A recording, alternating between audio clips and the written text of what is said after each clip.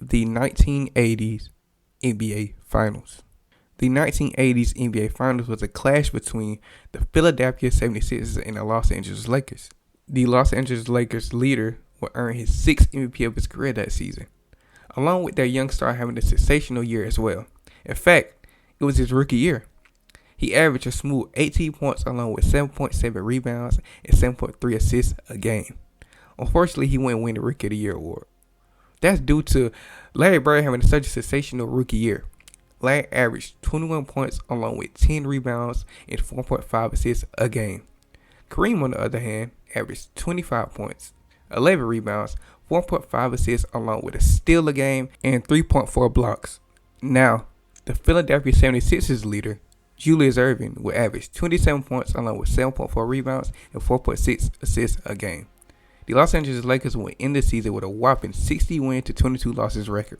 The Philadelphia 76ers would end the year with one less win than the LA Lakers. The 76ers had a record of 59 wins to 23 losses. Okay, enough of the intro. You read the title. And yes, I think Kareem Abdul-Jabbar, without question, was the Finals MVP of the 1980s NBA Finals. First and foremost, let's start with the Finals MVP himself, Magic Johnson.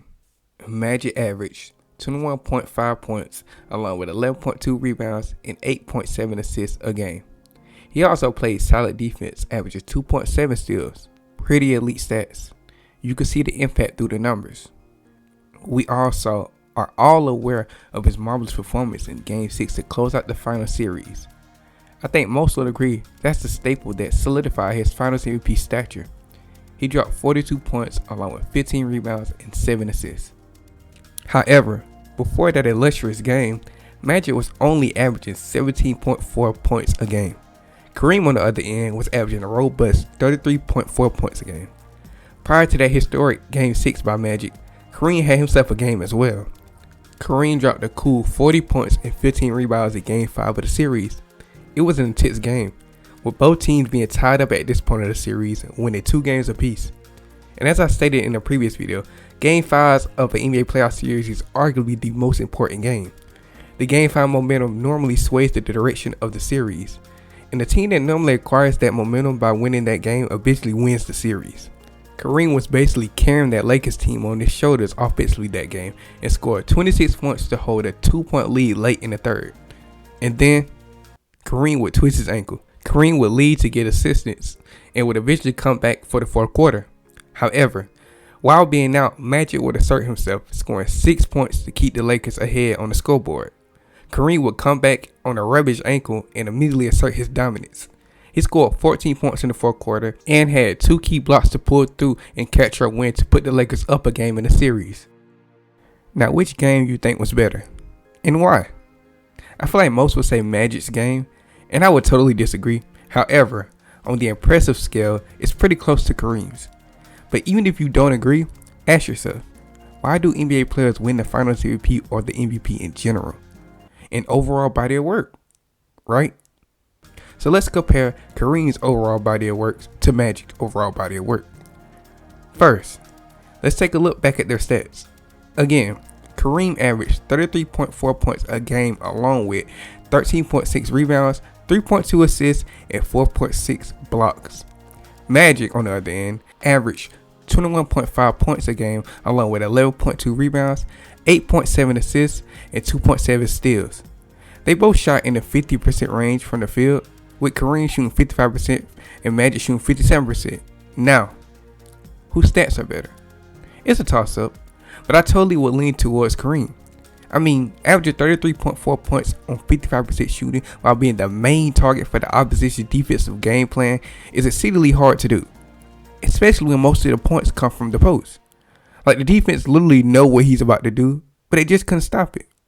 And I know, it's not all about scoring. However, that's an insane stat to me. But another phenomenal stat to highlight from his stat line is the 4.6 blocks a game average. I mean, it doesn't get any better than that. He was a straight defensive anchor. Well, except on these 2 plays. But hey, that's Dr. J. Who hasn't he dunked on? Okay, despite being posterized twice by Julius, Kareem was really a defensive force for the Lakers.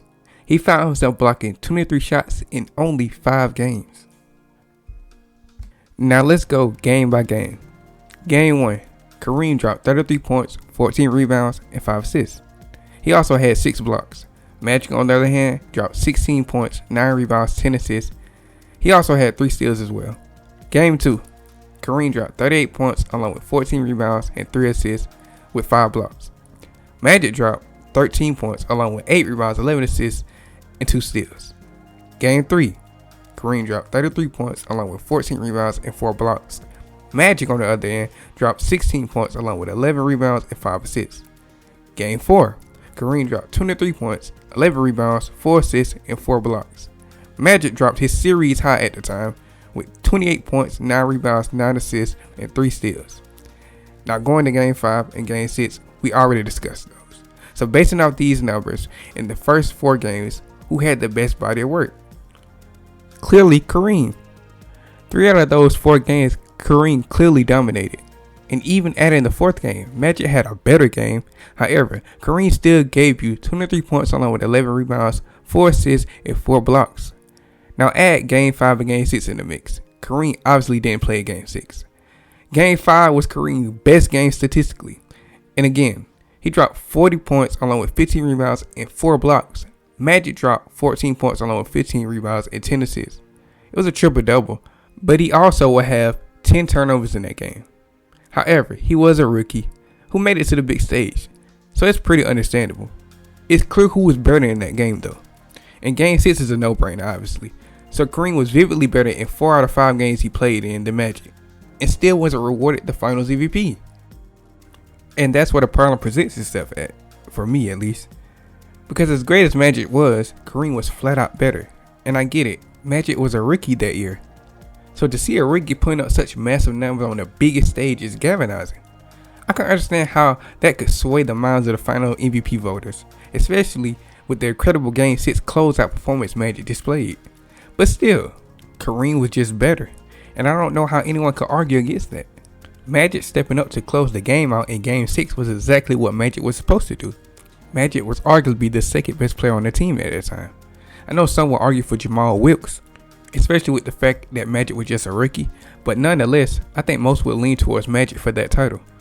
Speaking of Jamal Wilkes, he also contributed big time in that closeout game. He dropped 37 points along with 10 rebounds, but overtly was overshadowed by Magic's performance. So let's break it all down. Kareem averaged more points, rebounds, and obviously blocks. Was not only the clear-cut best player on his team, but the best player on the court in general in 4 out of 5 games he played in. While Magic was only better in 2 games or a game and a half, because his Game 4 performance wasn't that much better than Kareem's. So to put things in perspective, the voters overlook all of Kareem's dominance that he displays in the finals on both ends of the floor, because in Game 6, Mr. Johnson played center and scored 42 points, 15 rebounds, and 7 assists. Also ignoring the fact that Mr. Johnson broke the all-time records in turnovers that series.